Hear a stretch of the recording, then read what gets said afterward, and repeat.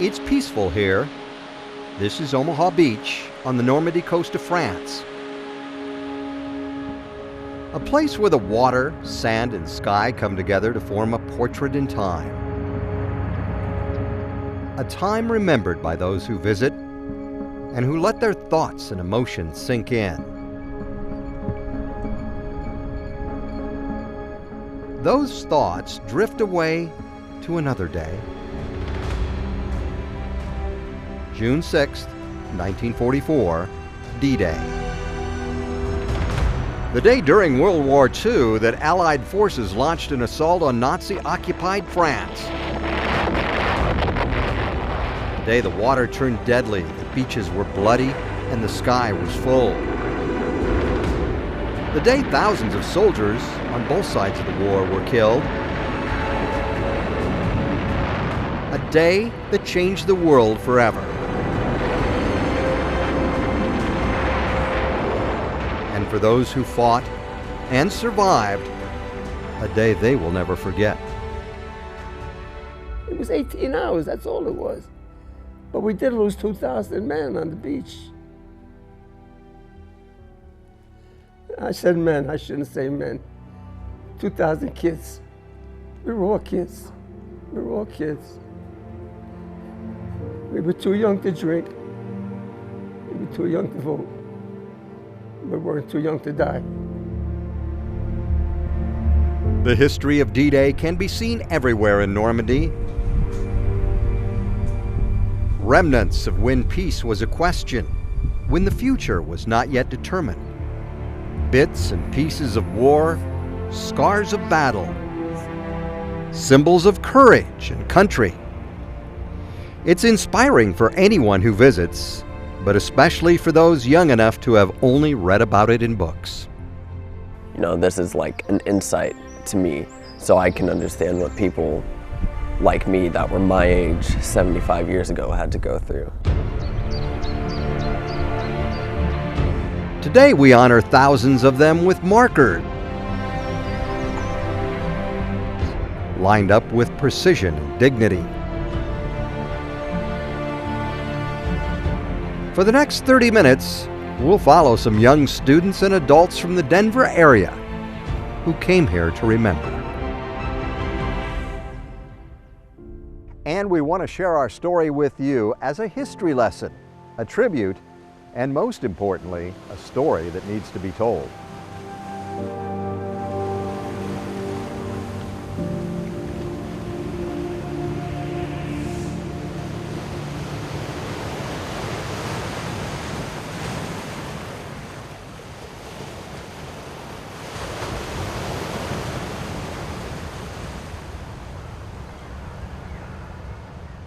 It's surrounded by rural scenes. It's in northwestern France. Plains, farm fields, trees, and hedgerows. Two-lane roads with little traffic, leading to St. Mériglis.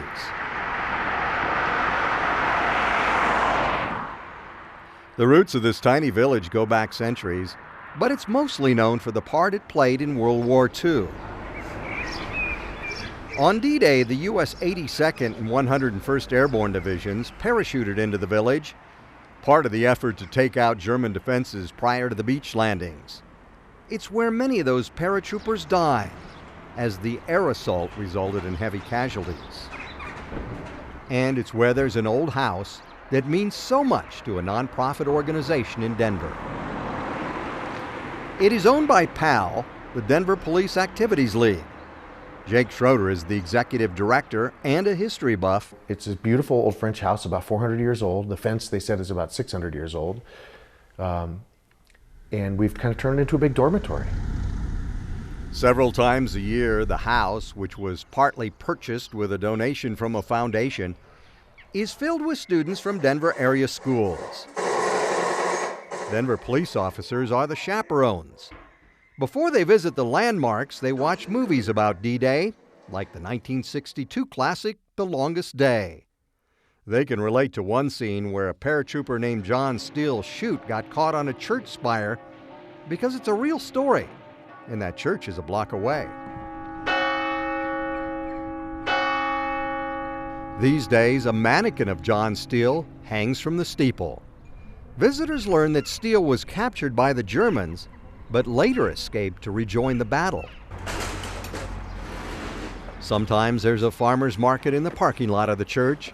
Surrounding it are restaurants and bakeries, constant reminders of Allied paratroopers everywhere. St. Mary was the first town liberated on D-Day, and the people who live there will never forget it. When they get over there, the magic of having them go like, that's the church. That's the church. There's the paratrooper on the roof of that church, and I saw that. And the house we stay at is 600 yards from where the guys from Easy Company landed, in a field, so they can watch that television show and then go, I can't believe I'm here.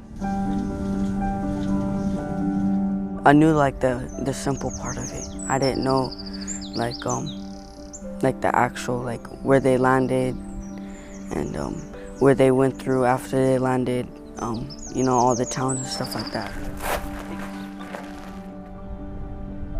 Getting to see all these different monuments, going to the beaches, learning about the World War II and all the veterans and stuff, and also the ones who passed, it's just a great experience.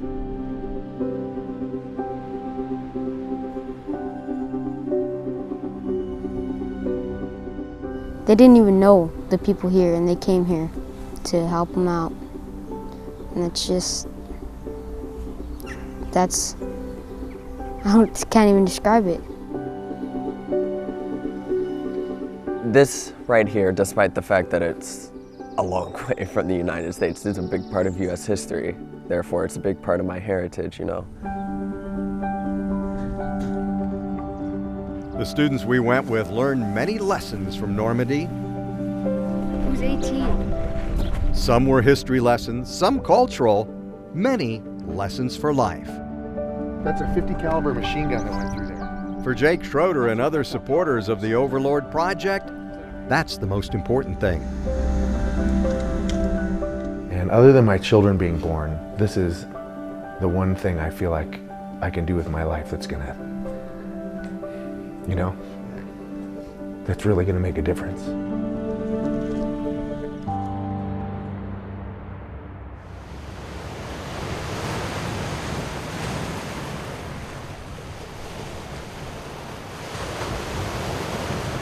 When dawn broke over Omaha Beach on June 6, 1944, you could see the invasion fleet out there on the choppy waters of the English Channel. Anyone that was here to see it will never forget it.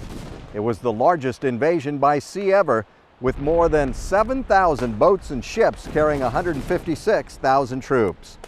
Meanwhile, the sky over the French coast was equally impressive. There were more than 9,000 aircraft that carried about 13,000 paratroopers. Another 4,000 men flew in on gliders. The Allies divided this 60 miles of coastline into 5 different sectors. The one most to the west was Utah, where U.S. troops came ashore. They came ashore with light casualties, but about 200 men did die on Utah Beach. The next beach landing area was Omaha Beach. Unfortunately, very little went according to plan there, and it turned into the bloodiest location with more than 2,000 U.S. troops killed that day. Rough seas swamped the landing craft, and aircraft sent to eliminate German defenses missed their mark because of the weather. The troops coming ashore faced heavy fire after planners miscalculated the number of Germans there. The final 3 landing sites were named Gold, Juno, and Sword. The British landed at Gold and Sword, the Canadians at Juno. Several thousand men died on those 3 beaches on D-Day. While the fighting on Omaha Beach took roughly 18 hours to complete, it would be nearly 3 months before the Battle of Normandy was won. And the price was steep. More than 209,000 Allied soldiers killed. But it was the beginning of the end of World War II.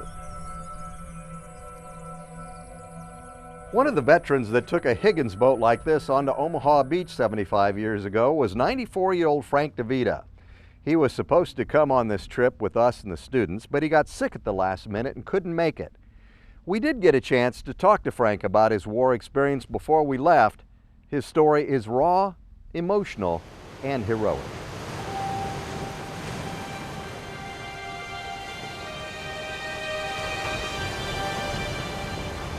When Pearl Harbor happened, everybody was patriotic. Everybody wanted to go into the service and do their part. My poor mother, she had 3 kids, all combat. I don't know how she did it. My mother was a very strong person.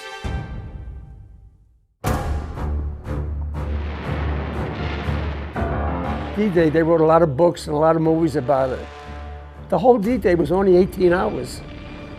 We dropped the boats at 4 o'clock in the morning, and 10 o'clock at night, the beach was ours. It was only 18 hours, the whole thing. On the first wave, my job was to drop the ramp. And the machine guns were hitting the ramp in the front of the ramp. But I knew when I dropped the ramp, the machine gun was going to come into the boat. But I had to drop the ramp because the troops had to get out. When I dropped the ramp, all those machine guns opened up. And the front of my boat, 7, 8, 10, 15 kids, I don't know, they just went down like you're cutting wheat. These 2 boys, since they stayed close to me, they were drawing fire to me. Now, the first boy was about 4 feet away from me. He got a machine gun in his stomach. His stomach was sticking out of his. Luckily, that kid, somehow, he survived the war. The second kid, he was about 2 feet away from me. He wasn't so lucky. And I couldn't help him. I had no morphine. I had nothing to help him. So the only thing I could do, I started praying for him. Our Father who art in heaven. And I never finished the prayer.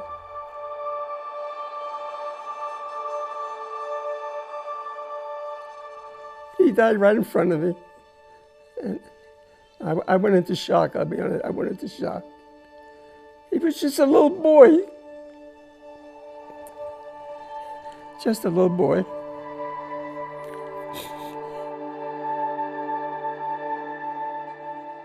So the coxswain, God bless him, he was so good. He got us out of this mess. And we headed back towards my ship. I'm alive. I'm alive. And I got to make a decision. Do I stay aboard the ship and let somebody take my place? Or do I go back into the belly of the beast and face those machine guns again? And I said to myself, this is what I was trained to do. And I made 15 trips. They told me I didn't know that. They told me we made 15 trips with my boat.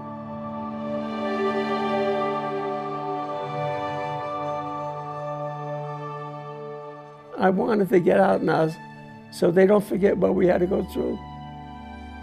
We fought for peace. The Germans fought to kill. We got to get the word out before we're gone. Because 10 years down the road, there's not going to be any Frank DeVitas or anybody that was in Normandy or Pearl Harbor or what. It's going to be forgotten history.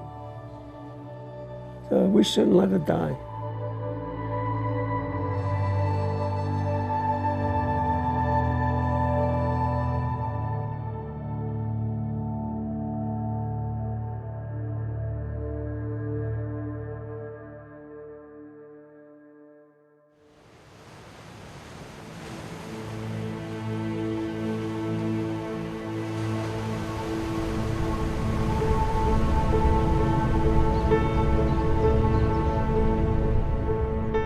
Omaha Beach is marked by memorials and sculptures and flags, recalling probably the most famous D-Day beach assault.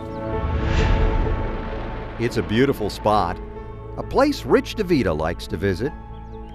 It was only about 5 years ago that his dad, Frank, opened up about his experience here 75 years ago. very lucky that he decided to bring us in, not to his hell, which is what he calls it, but bring us into his story.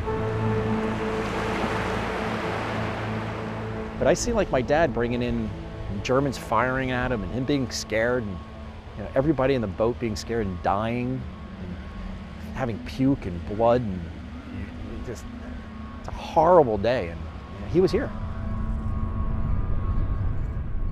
While Frank wasn't able to come here with the PAL students this time, Rich got to spend some time with them. Having the Germans firing down at you, everybody next to you getting slaughtered. How old are you? 15. Yeah, only 3 years, 2, 3, 4 years older than you. He got to share some of what his dad went through. It's never left him. June 6th, father was in the war for, I don't know, 2.5, 3 years, but this is the day that changed and shaped my father. My father says that he entered the war as a kid and came out as a man. Visiting this place hits people differently. Students who have never seen a beach before are awed by its beauty and intrigued by its history. Adults like Denver Police Lieutenant Kenny Chavez, a chaperone on the PAL trip, see it differently than most. It makes you wonder, there's a million stories on this beach as far as every single soldier that came up here. Navy, the Air Force that flew over, what they felt that morning, what they endured, what they took with them. Chavez is also a retired colonel in the Colorado Army National Guard, a Special Forces officer who served 4 combat deployments, including to Afghanistan. Those second lieutenants, first lieutenants, those captains trying to lead men on this beach and try to keep them going, and trying to work their way up those hills. It's hard to imagine.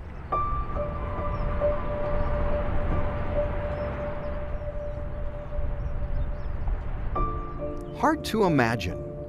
It's also hard to describe. Omaha Beach is very solemn. It's like a cemetery, but it's not.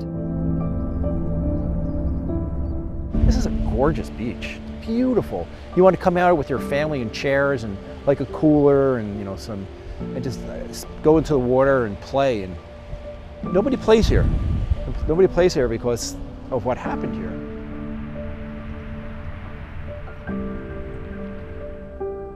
There's only one like it in the whole world.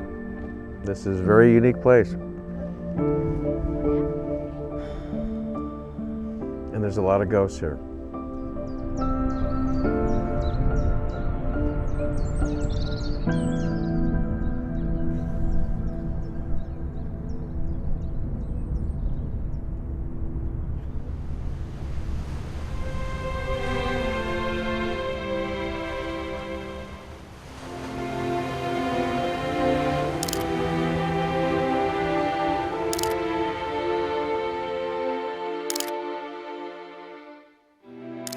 Pictures of Normandy, captured by budding photographer Jack Moody, one of the students on the PAL DDay trip.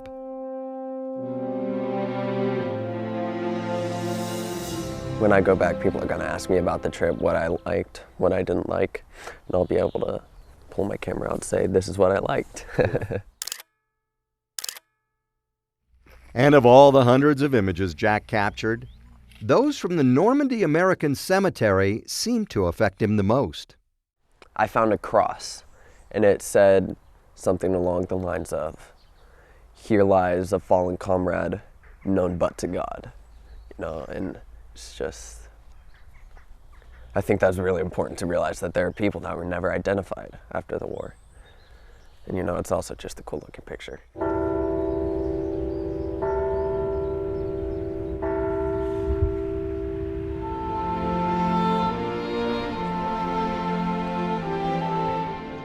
One cross, one inscription, one fallen soldier remembered.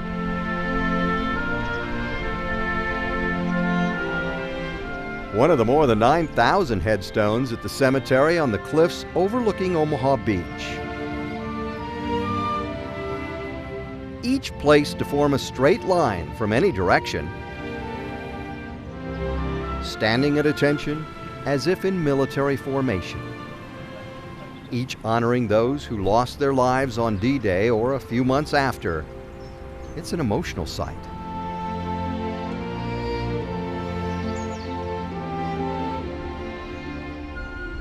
So these guys are getting ready because this is going to be, there are going to be 1 million people here. For what? For the 75th anniversary. The students and adults came here with flowers to pay their respects. Doesn't matter what age you are. When you first see all those markers and walk among them, it hits home.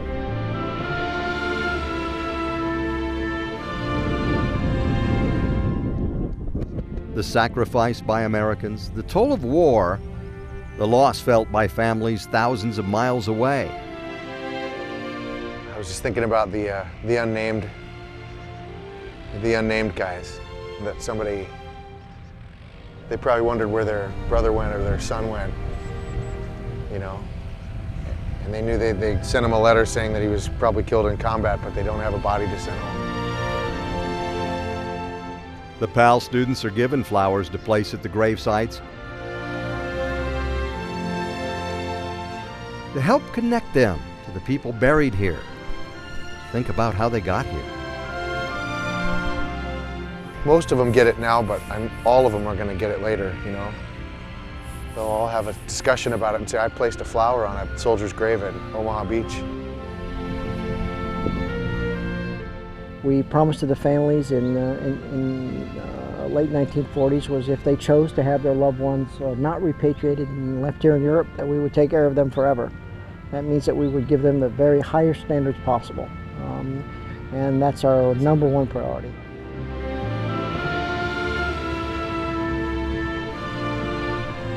All these soldiers here, you know, there are lots of crosses, lots of stars of David, and it represents one single soul for every one of them, and it's mind-boggling to think there are this many people in one place, much less this many people died. And if these people who died could talk, what would be the question? I just asked them what was their motivation to come fight in the first place, what made them wake up one morning and decide to come save the world. A veteran from Pennsylvania named Frank Warwanovic described this place perfectly in poems he wrote later in life.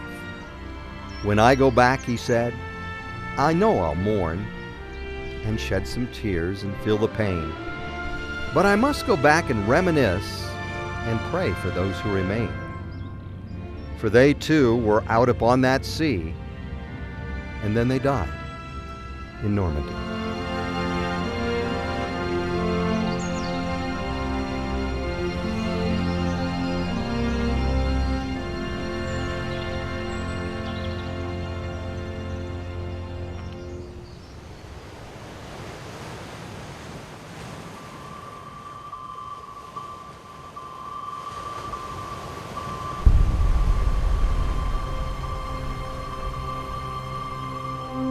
Sitting between the Omaha and Utah beaches of Normandy is Pointe du Hoc, an incredibly fascinating area.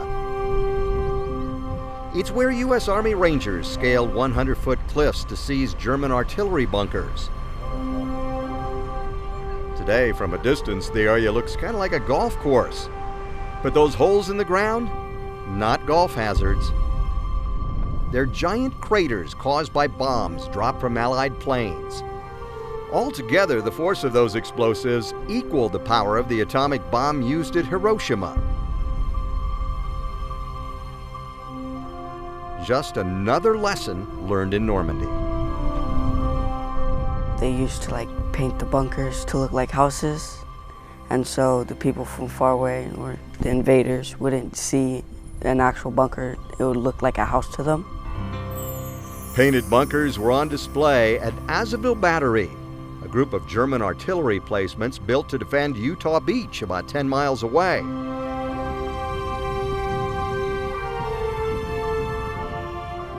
It fell to U.S. forces 3 days after D-Day. Today, you can visit the 4 concrete bunkers, all connected by tunnels, It's a museum, and visitors can take an audio recording tour that explains what it was like there for the German soldiers during the war. Fascinating lessons.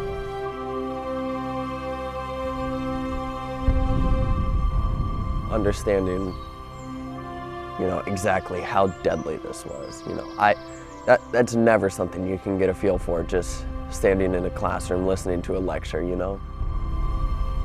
Students learn the reality of war at an old church at Angleville-au-Plan. During the invasion, the 101st Airborne Division parachuted into the area and engaged in a huge battle around the 700-year-old church. 2 U.S. Army medics named Bob Wright and Ken Moore set up an aid station at the church to treat Americans and Germans. To this day, you can see blood stains on the pews. Another powerful lesson of war. Bringing kids over here, giving them the opportunity to come over here and experience this, see the museums, see the landing sites, the battlefields. I certainly hope it's important for them, and it may even spur public service down the road a ways, but I hope it gives them some significance.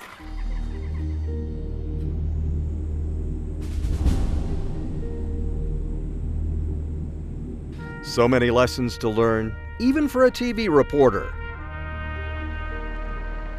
When visiting the sites and talking to people, I realized how quickly history can fade if you let it. We saw French students everywhere. The story of D-Day is in the DNA of the French.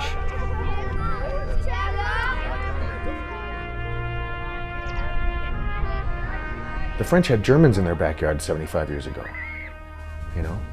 And so it's still they're very strident and it's very important to them that people remember what happened, and that the gratitude and you see the gratitude toward the veterans from the French, and it's mind-blowing and very emotional and gratifying, It's really wonderful to see. It's a great lesson. That lesson, unfortunately, is not something all American students are learning. Although a lot of historic footage of the battles is available, school history classes are hit and miss on the subject. And as Frank DeVita told us, the veterans who can tell those stories are getting fewer and fewer.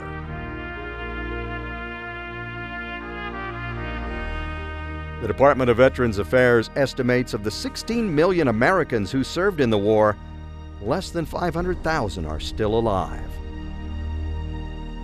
It's why the POW Overlord Project is so important. It's why, whether the lessons come from a beach, or a museum, or an old tank on display, or in a cemetery on a hillside, it's important we learn that lesson and pass it on. On this 75th anniversary of D-Day, lessons from Normandy are more important than ever.